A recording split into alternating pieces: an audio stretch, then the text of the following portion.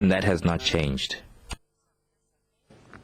Now, in the just-ended Summer Olympics in Rio de Janeiro, Ethiopian silver medalist Feyisa Lilesa famously used the fanfare of his medal to to condemn the government's crackdown on protests in the Oromo region. He has since sought political asylum in the United States, fearing a reprisal if he had returned home.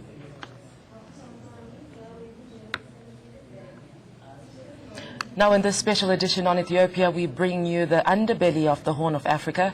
The Oromo tribe claims to be the primary victim of an escalating crackdown on public dissent.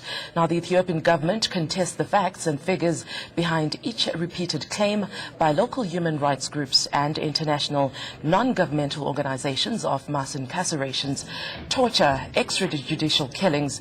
But the picture that comes forward is of a nation that is struggling towards achieving a genuine democracy and the rule of law. Now, remember, you can join in the debate. Do call us at 011-542-2186. Our lines are open as of now. We need to discuss the merits tonight. We are joined by Abdarum Musa Jibro. He is the chairperson of the Oromo People's Association in South Africa. We also have Mr. Mohammed Dahir Adan. He is the director of Ogaden Somalia in South Africa. And we're also joined in studio by Mr. Dereje Mekonnen Afana, who is the General Secretary of Ethiopian Community Association here in South Africa. Gentlemen, thank you so much for joining us here on Africa Tonight. You're welcome. Now, perhaps just to give a background to our viewers and to gain perspective and context of the issues that we'll be discussing tonight, maybe you could start by telling us the contention between the protesters and the Ethiopian government. I'll start with you, sir.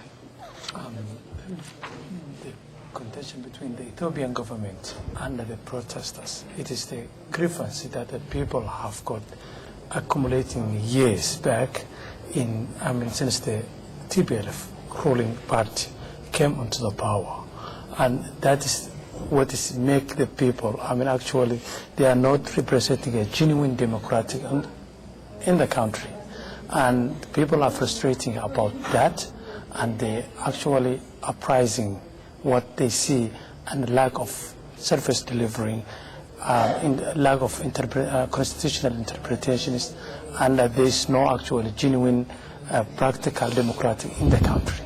Right. Mr. Fana, do you agree with this? I understand these tribal issues that could be, understated, that the world might not be aware of.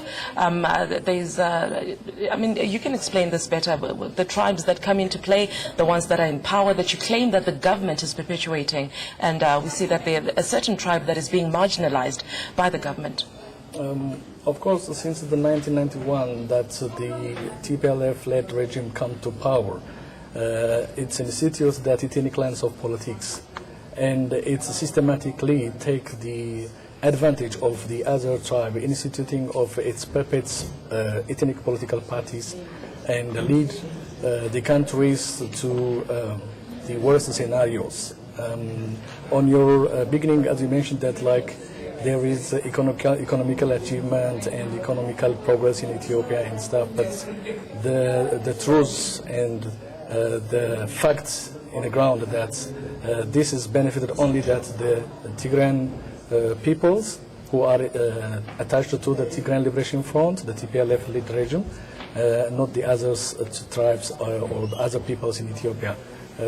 Currently, that the accumulated oppression and subjection of the TPLF for the past 25 years brought the civil unrest in Ethiopia, and in Amara region, in Ogaden, in Oromia regions the peoples are uprising, and it calls enough is enough. Right, the TPLF obviously being the ruling party that we're speaking of here. Let's get an understanding of how widespread these demonstrations are.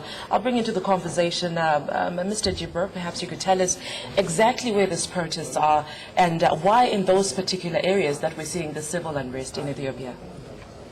Thank you very much, actually. And I wanted to contest two words you used. Yes. One, the growth of Ethiopia. It is lies. It has never been at such a growth which benefits the citizens. I contest. Right, so the growth is there essentially, but it hasn't benefited the residents. This is what you're arguing. Totally, it was very small portion of the growth we are talking about, only at the end of the major cities to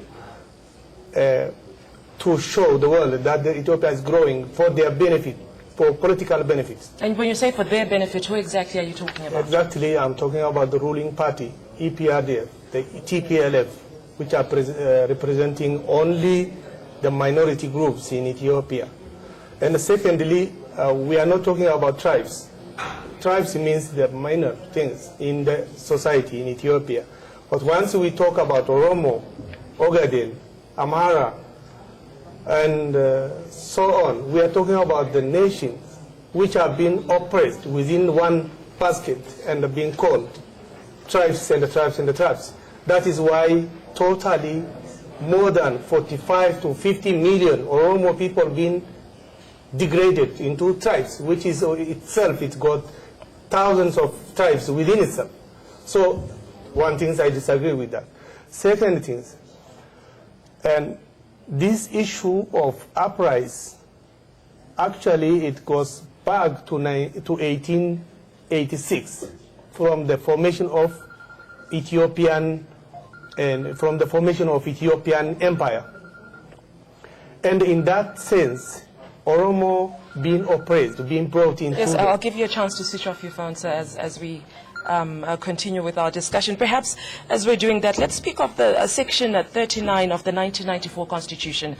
I know that is it the Oromos and the other tribes that have been fighting to have their own freedom, so to speak, so they can rule themselves. Perhaps you could explain that to us, sir, exactly how far that has come and how it came about that they want this autonomy. Okay, thank you so much. Actually, before the constitution of the country, there was a charter that they given the country in a period of 2 years, transition government. They were ruling charters, the document calling a charter. Charter means that, the people, representative of the peoples, came together and decide to use this document, transitional period. And that charters allow the people to actually have an independent state, even if they want it. And that's where the Eritrean used that opportunity and applied it and got the independence from the Ethiopia. But there was other profession, other also ethnics that wanted to have the same, but ruling party handled the matter differently. Like Ogaden people asking the TPLF or EPRDF, the ruling party, to allow them to have self-determinations. But the ruling party actually came iron fist and apply the actual military rule, and they abuse the people, abuse the power, killing people, and so forth and so on. I'm curious to find out where the opposition parties come into place here, Mr. Fana, because it appears you say the government is ruling with an iron fist. Where is the opposition? And I understand also there's a Berunu Nega, I think he's leading some kind of a rebel group in trying to topple the Ethiopian government. Where does he fit into the picture? And where is he? Why is he not joining opposition party? Is he in Ethiopia? Is he in exile in another country? What kind of influence does he have on the Ethiopian government? Okay, yeah, if you go see the Ethiopian politics history, that the opposition political parties are systematically chased out by the ruling party for various reasons and operations against the system. Right. When you come to Professor Brahanu Naga, who's leading the Gumbot 7 political party movement, he was an elected mayor of Addis Ababa in 2005, May 2005 election, and he was make a coalition and defeat the 2005 May election win, which is won by the oppositions. But the TPLF systematically rigged the election and took them out from the government system, the parliamentary system, and jailed them until 2007.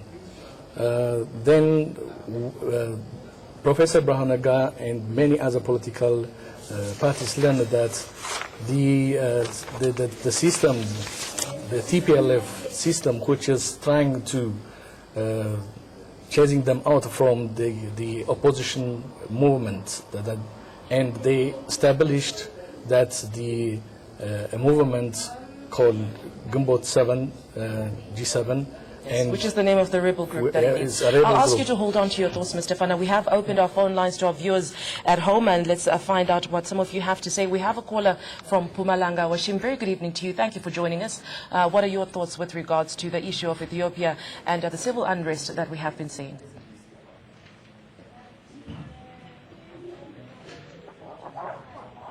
Washim, can you hear me? Yes, I can hear you. Yes, sir. Please go ahead with your comment or question.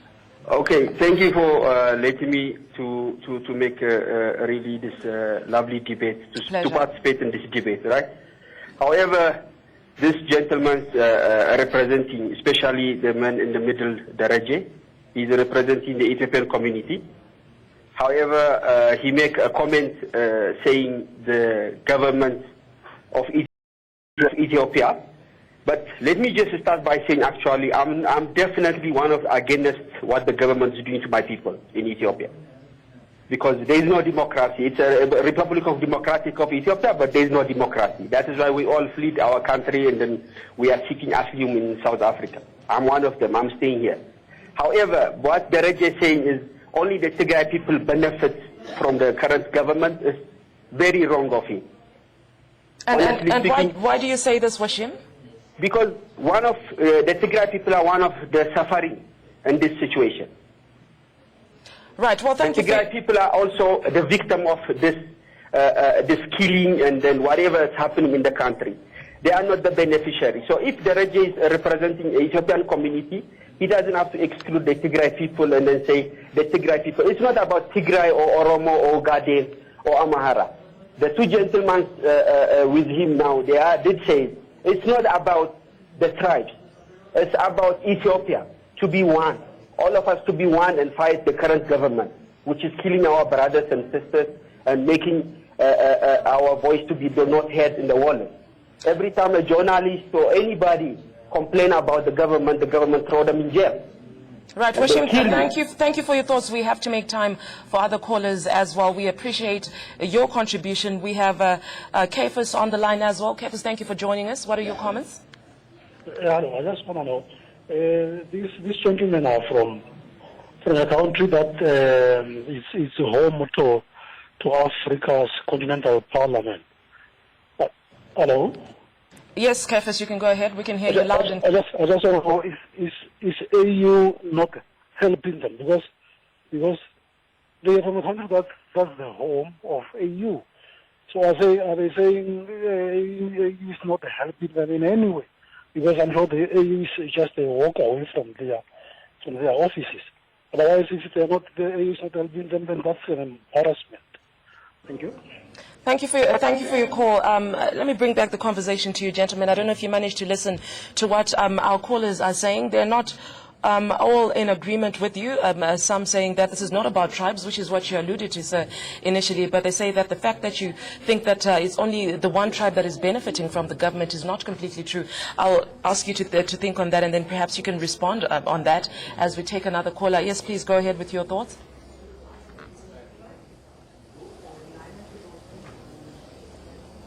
Hello, Abdi, are you on the line?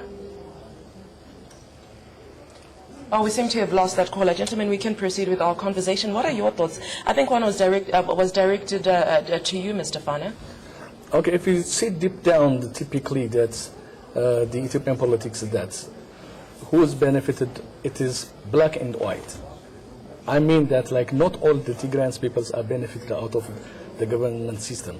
But the Tigrayans who are allies with the party are benefited. Economically, they are benefited. If you go to in one street that you see like a civil servants having a lot of buildings from Mescal Square until you reach to Meganaya. Lifetime right over 40 buildings, it's owned by civil servants. And there is a serious corruption in the country, there is a serious nepotism, there is a serious maladministration, and there is no good governance in that country. And this all comes because the minorities are hand in hand to use the system and to be benefited economically. Ethiopians, traders, business people came out systematically by benefiting the TPLF allied Tigrayans that they are not activated, they are not getting, they are not any... Let's get a comment from Mr. Jibro. One of the callers, they're saying that your comments are not really accurate and that they have the potential to destabilize Ethiopia. The fact that obviously the AU headquarters are in Ethiopia and apparently the country is benefiting from that. What are your thoughts? Okay, being AU office in Addis Ababa or in Finfinne, it doesn't mean that it looks over everything and sees the details of what is really happening in the city on the ground. And for that sense, actually that Addis Ababa and in Oromo Finfinne, it is the land of Oromo. Majority in that land, in that city is okay, it is like Rainbow Nation. Everybody is existed in that city, but the surrounding are filled with Oromo farmers, and those Oromo farmers been eradicated forcefully to lose their land and without any compensation, and sent away. And some of them they remain beggars anywhere in the country in Oromia land. Some of them they left the country, right? Because of that. Then AU doesn't know about this, and it is the only cheapest land in the land this century was in Ethiopia, which is one square is $1. Right. They call it green opportunity. Yes, Mr. Jibro. Obviously, the issue of land is a very contentious issue in Ethiopia. I want us to revisit that point as soon as we finish talking to a caller who's on the line. Faiza from KwaZulu-Natal, thank you for joining us. What are your comments or question? Hello, can you hear me? Yes, Faiza, please go ahead. We can hear you loud and clear. Okay, great. No, I just want to put a couple of comments. One is the current situation is actually hunting the running government. It's coined by its own time. By the time it occupies and starts governing the country, it divided the people of Ethiopia into tribal areas. And that time it was easy for the running party to run into a tribal state so that you can divide the state. Then, yes, that is hunting him down now. But I disagree with the panel that there's no improvement with the economic environment. There has been significant improvement in terms of infrastructure, in terms of universities, in terms of banking system. There has been significant improvement. Let's not disagree with that. Yes, probably the area called run by, let's say, the Tigrayan people probably has benefited more than the others. Faiza, thank you so much. Thank you for your comments. We have Skimia from Johannesburg. Please go ahead with your comment. That's Tigray community representative. When he says the Tigray people, you know the Tigray people who's benefiting from there. Skimmy, I think your line is not very clear. We'll try and repatch you and see if we can understand what your comment or question was. There is the Tigray people. Let that go. Gentlemen, let's go back to the land issue that we're talking about, Mr. Jibro. A very contentious issue. Allegations of corruption that are happening not just in the private sector, but in the public sector as well. And, with land, that's where, mostly politics will use that as a form of exchange and to hold on to political power. What issues have you been having? You have said that the Omori people are the ones who own most of the land. Tell us what issues surround that topic. Actually, the land issue is a very terrible issue. It is which ignited this current movement, this current situation, which is called Oromo Major Uprising. And it is continuing the last 11 months now. And these things comes when the Addis Ababa expansion came into practical. Then they said they extend Addis from the center to 100 kilometer every corner, all the four corners, whereby all the Oromo peasants, the farmers, being affected by that Addis Ababa master plan. Right, so there's no land market in these areas that we speak of, which makes it very difficult if, one wants to voluntarily sell or buy their land, and then this is what causes this contention that is happening? In this case, actually, there is no land which is voluntarily somebody decided to sell, but the eradication, forcible removal from the owners, either it is building on it or either it is a farm on it. So people they were using for their own life, from the ancestors, that is where they're born, where they've being brought up, then being removed from it without any proper compensation. That is what ignited this uprising. And Mr. Adan, one of the callers said that we need to appreciate the progress that has been made in Ethiopia. Yes, there's a few issues here and there, but most of it is sensationalized. And this is exactly the kind of reaction that we've been getting from the Ethiopian government, from the reports that we have seen, that most of these protests are actually a social media phenomenon. It is not something real that is happening on the ground. What is your reaction to that? Actually, there's a historical Ethiopian denying the rights of the citizens, and it's a part of the state machinery propaganda that wanted to actually eliminate any information that leaking from in the country to outside. And it is historically, this is happening on the ground, and the people took the pictures, their cell phones, and they're sending and sharing it to the others because of the the technology that gives the people opportunity. Right. It is not, something that they can deny it right now. People are dying. Can you verify these pictures that you speak of and the videos of brutality and heavy-handedness from the government, obviously the police and the army that reports to the government? There are many people that we can verify it because we know the people, we know the families, we know where they are. So we can verify them.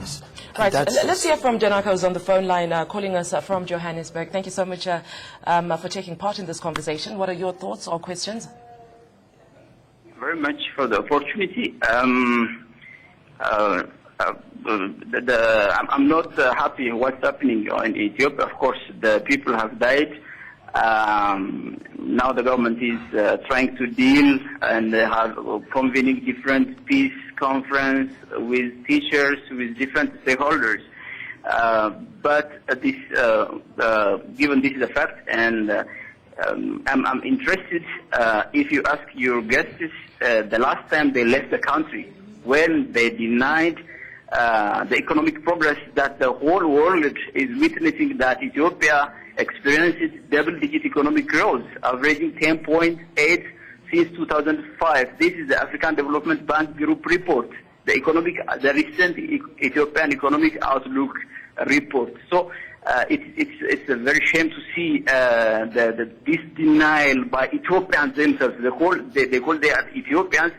All world are witnessing.